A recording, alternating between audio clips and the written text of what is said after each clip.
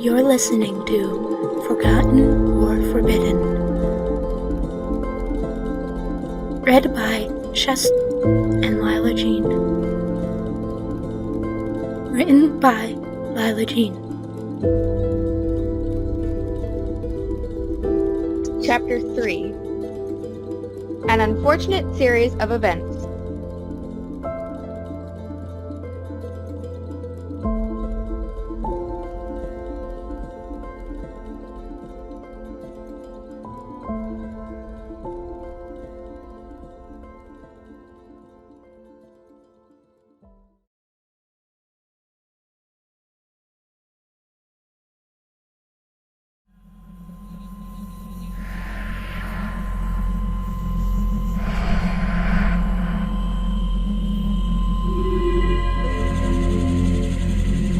Grian was standing tall, proud, a mask on his face, lightly touching and barely noticeable. Below were people. People building, people farming, people arguing, people fighting, people killing, people dying. He heard a cackle, but he couldn't tell if it was his own or a being behind him. His skin crawled and his breath quickened. His heart ran fire down his legs and up to his head, crackling with electricity. He was unstoppable. Grian woke, shaking. What the heck was that? Shaking his head, he decided to never have mushroom soup before bed again. He jumped up. Mumbo would be here soon. The ninja flew down to the bee-themed building and knocked on the door. Right outside the line of jungle trees it lay, several tall, funny-shaped, futuristic buildings with a road running through them. Gray was highlighted by black and yellow, honey streaming from some of the towers while others took a honeycomb-inspired shape. A bee's dream. The smell of cinnamon rolls and honey danced in the jungle air. There was an ever-present hum of bees to be heard in the towers. Come in! Etho creaked the door open and revealed a warm entryway that opened into a living room with a cozy bee-themed couch facing a fireplace. Beyond, he assumed, was the kitchen, where he heard Xisuma running out of it, dropping pots and pans on the way. Oh, I'll pick you guys up later. Sorry for the noise. The bee-man threw on his helmet and walked up to the door, still adjusting himself. You'll have to excuse my busyness. I overslept. It's okay? The hermit held 2 thumbs up. In his hands were little pink post-it notes, X noticed. What are those? These? Oh, just some cue cards, I have some trouble speaking. This is so I don't forget or something. Oh, you'll be completely fine with me there. When did you start having trouble speaking? Always did. Of course, there were things that didn't help his hesitation towards recreational conversation, or speech in general. Life's better on the other side. Etho's eyes creased. Fun fact, for a long while I didn't even speak. I was much better ninja back then. I bet you were a lot less fun, though. I can't imagine you without your smooth commentary. Right back at you. Should we be going? Yes, let's go. And with that, X reached out his arms to make a portal with white glowing magic. Etho grinned, the grin of a geek. This was so cool. Oh, baby.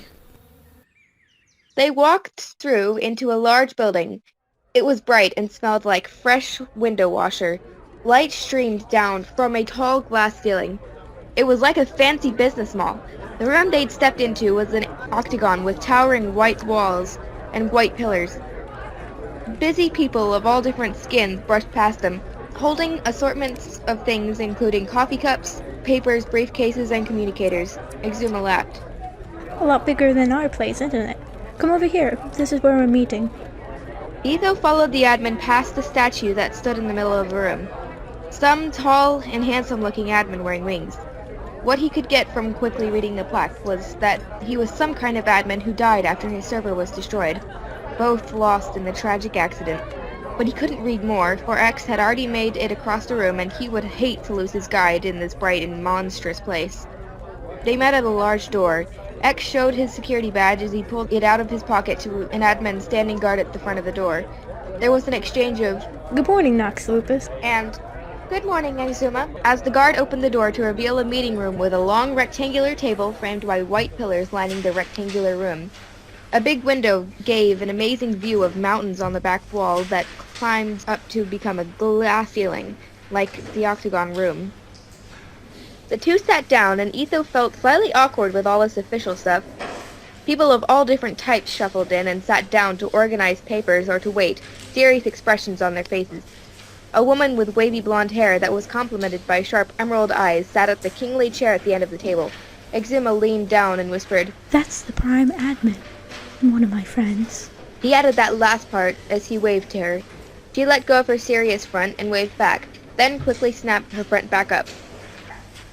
I, Prime Admin Myriel, call this meeting. The first order of business is left to Xisuma. Etho watched as his bee friend stood, putting on a commanding face. It's an interesting experience when you see someone in one context, such as goofing around on Hermitcraft, and then another, like being a respected leader of a bunch of super powerful magic admins. Xisuma had a battle-scarred authority that Etho was sure the admin had seated under layers of his classic polite mannerism, yet never had the pleasure of seeing in action. Oh, baby, this is pretty cool. Yes, thank you, Prime Admin Myriel. This is about my brother. We all know him, Evil X or X. He is back. I don't know if he's under the control of the Watchers or not, but I know that he is dangerous to each one of your servers respectfully. He most likely will come to ours, but in case he comes to yours, you should know what to look for. X possesses people, but first he must gain their trust. Here's Etho. He has been a player for 10 years, and he was possessed by X. Xisuma gave him a supportive nod, seeing what he could of Etho's face straining to white as the ninja came to the realization it was his turn to speak. Etho, shaking slightly in front of all these eyes, stood, reading his cue cards. As Xisuma said, my name's Etho, and been a player for 10 years. Evil X first approached me by not approaching me. I would come home, fresh cooked meals and sweat floors, and he would also leave galactic books out for me to pick up. Then he came in person. He was very sweet and apologetic. He said he just had to spend the night because he was passing through. But once he came inside, he threatened me, telling me if I told anybody about him, he would kill them and me. He took control of everything I did. If I didn't put the toilet paper roll right, then I was punished. There was a chuckle, and Etho looked up to fully engaged expressions. His throat loosened, and his tone steadying as if he was talking to a friend, not needing his pink post-it notes. Hidden under his helmet, Xisuma grinned. He forced me to learn Galactic, so he could have a more powerful grip on my mind. And soon he started possessing me. Only by Xisuma's help, we stopped him before he did any serious damage to the server, and the people on the server. I would say watch out for any person who is acting nervous or suspicious, and huge red flags as they're taking a serious interest into Galactic. He can't be trusted.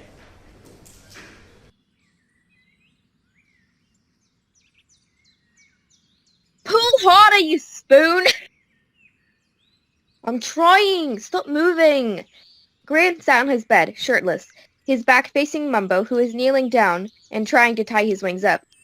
Both men squeezed their eyes shut and pulled, trying to get the wings to cooperate. It was a flashback of a woman of old trying to get into corset. It hurt a lot for Grian, but he couldn't risk someone seeing them yet. Sweat dripped off the Redstoner's brow as he finally let go. There, that should be good enough. How does that feel? The gentleman said, standing up and trying to catch his breath. Grian turned to face him. Like a pack of snakes are trying to strangle my back into submission. Seeing Mumbo's concerned expression, he laughed and added, But it's okay. We have to do this to keep them secret. Mumbo plopped next to him on the bed. Now that they were sitting, Mumbo looked much taller. Grian reached for his wet sweater. Hey, I was wondering if you could get some galactic books from Xisuma. I know he's fluent in it. He must have some books lying around, and would be happy to share them. Nodding, Mumbo watched as his friend slid his shirt back on. I'll pop down this evening. I'll be heading that way. He sighed. I really hate hurting you, but I completely understand why we have to do it. I can't wait to do some epic pranks. Just you wait. Grian said, standing and adjusting his shirt. "This is going to be awesome! And remember," he placed his hand on Mumbo's shoulder, "the reason I'm letting you hurt me is because I trust you." He smiled. Both of them did. Etho, you did a fantastic job. Xisuma congratulated as they headed out of the white portal in front of the bee house. How about you stay for a celebration lunch? I'm making squash soup and cinnamon rolls. Etho quickly gave into the temptation as they headed into the house. Rendog, Tango, and Impulse ran on the road. No time for glances to be exchanged as they swiftly passed the bee and the ninja.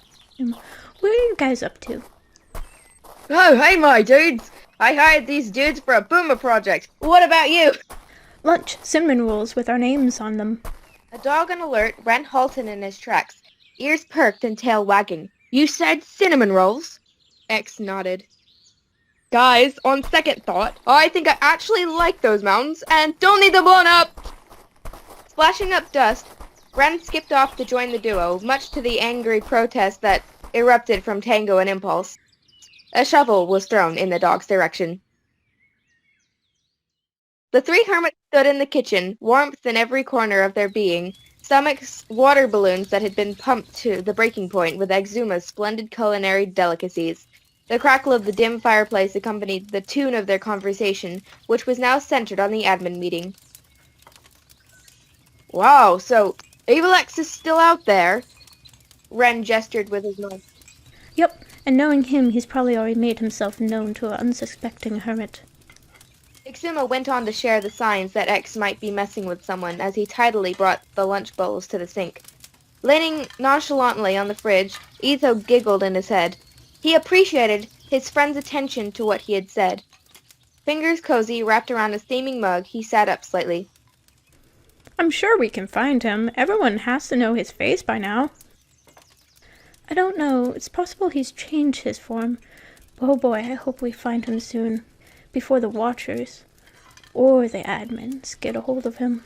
X stared out the window above the sink for a good long 20 seconds, or at least long enough that a silence heavy with awkwardness began to boil.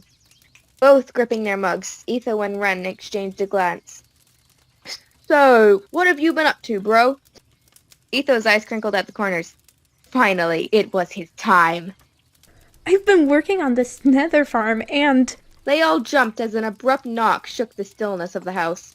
Xisuma sauntered to the door, opening it to see a grinning Mumbo Jumbo. "Oh, hi Xisuma! I was wondering if I could... Oh, sorry, am I interrupting anything?" No, come in. The bee-man waved him in, and Mumbo was greeted by the cinnamon rolls sleepily floating on the air and the two other hermits, as X brought him to the kitchen. "Hey, Ren! Hello, Etho!" Hospitable as always, Etho waved, crow's feet sharp, but Ren stared Mumbo down, his dog ears flat and tone on the verge of a growl. "Did you come to steal our cinnamon rolls?" His inner bulldog many times coming out for comedic purposes. The gang laughed, and Ren playfully patted Mumbo on the shoulder before stepping back to make room for Xisuma so they were talking in a circle. Why did you come to my humble dwelling?